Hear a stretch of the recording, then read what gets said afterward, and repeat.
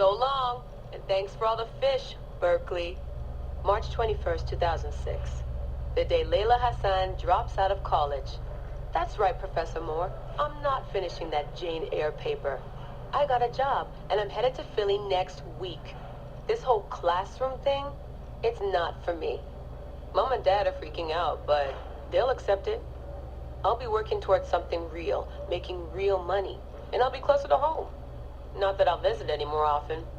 Sophia promised there would always be a place for me at Abstergo, as long as I show them what I can do with a circuit board and a pair of pliers. Sure, I'll have to work my way up to a place on her special project, but that doesn't matter. It won't be long before she or her father, Mr. Alan Ricken, notices what I'm capable of and asks for my help on the Animus.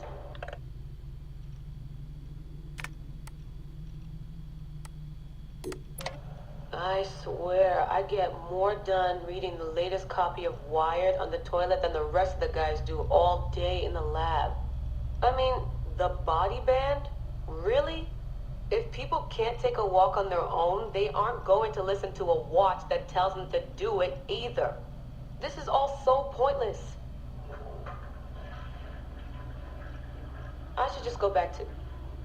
Wait, that's probably what the body band would tell me to do. What I should do is build something that will simultaneously blow people's minds and the doors off the Animus Project. Nothing at Abstergo Fitness is going to be big enough for that. I'm bored as hell. But there's nothing like boredom to stimulate creativity. Yep. I think the body band needs a little adjustment to its language processing program.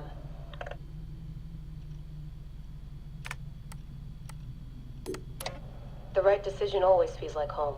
My stuff's the same. My locker smells the same. It's like I never left. But I did.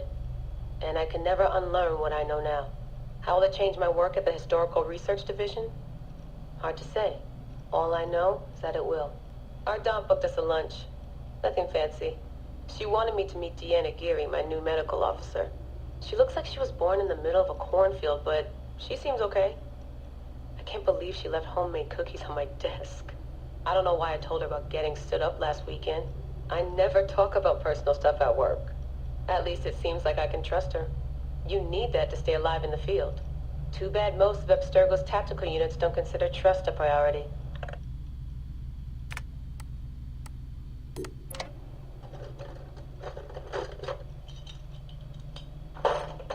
Aho, the portable Animus. No mention in the official credits, but all those emails, all those middle-of-the-night phone calls from Madrid, there's a lot of me in there. Sophia, if I'd known you just wanted to strip mine my brain and leave me in the dark, I never would have followed you. Go away! There's no candy here! Nothing in life is ever free. Ever. The Animus. I can tell. I know it wouldn't have worked without my advice. Just look how they did the heat sink, the VRMs, the high amperage rating by transistor. It was me who told them it would offset failure of the... What's this? Hello there, DNA reader module. Are you ringing my doorbell? Maybe there's some candy here after all.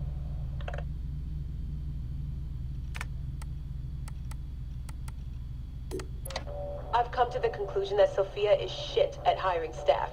The entire Madrid facility. Ugh. How do they not see it? It would be so easy. You just have to parse the genetic memory input and work from smaller data pools.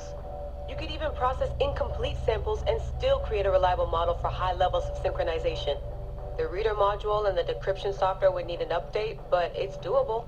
Madrid's probably congratulating themselves just for getting this far. Meanwhile, I'm partying with some congealed veggie curry, 3 plasma screens, a disassembled Animus, and Raw Victoria's debut album on loop. Exahete. Dee will be mad when she sees how I use Milton's DNA, but what did she expect when she asked me for help? I needed someone's genetic profile to test the Animus, and, well, his was right there. All in the name of science.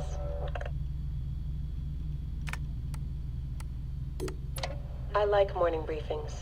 They're short, minimal nonsense, and they have free coffee. No downtime this week. They're putting me and Dee on a plane to Alexandria 2 days from now. I don't get why Hathaway's in such a rush. We're being deployed to extract an Artifact. If it were a person of interest, the push would make more sense. A person could be halfway across the world in a couple of hours. But an artifact that's been sitting around for 2,000 years, it's not going anywhere. An artifact of high interest. Heard that before.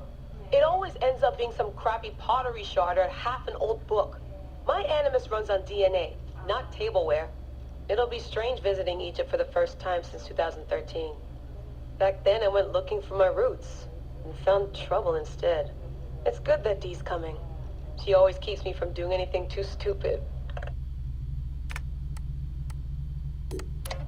Turns out the artifact of high interest is also a person of interest. A mummy.